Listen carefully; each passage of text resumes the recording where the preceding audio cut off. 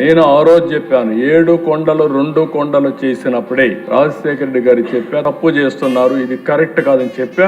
మళ్ళీ 2 ఏళ్లు పోరాడితే 7 కొండలే ఉన్నాయని చెప్పి పరిస్థితికి వచ్చారు. అప్పుడు నేను 7 కొండలు ఎక్కి దేవునికి మొక్కు చెల్లించుకున్నాను. ఆ దిశ నాకు జ్ఞాపకం.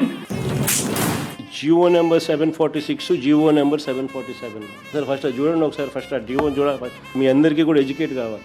ఆ వీడియో రికార్డ్ ప్లే చేయి మా చంద్రబాబు నాయుడు అన్న మాటలు. 746, 47 జీవోలు 2 వచ్చాయి. నేను ఉన్నప్పుడు ఎప్పుడు కూడా 746 కానీ 47 జీవోలు అవసరం రాలేదు. ఈ ప్రభుత్వం వచ్చిన తర్వాత ఈ 2 జీవోలు కూడా వచ్చాయి. తెలుగుదేశం పార్టీ దీనికి వ్యతిరేకంగా ఉంటాం. రేపు అధికారంకి వస్తానే ఈ 2 జీవోలు కూడా తీసేస్తామని చెప్పి కూడా నేను మీ అందరికి హామీ ఇస్తున్నా. రేపు అధికారంకి వస్తానే ఈ 2 జీవోలు కూడా తీసేస్తామని చెప్పి కూడా నేను మీ అందరికి హామీ ఇస్తున్నా. ఇది హిస్టరీ. అలా జీవోలు ఇచ్చింది ఎవరు? రాజశేఖర రెడ్డి గారు ఇచ్చినారు. జీవోలు ఏంటి? టీటీడీని 7 కొండలుగా గుర్తించింది రాజశేఖర రెడ్డి గారు. టీటీడీ పరిధిని 350 కిలోమీటర్లకు పెంచింది నాయన.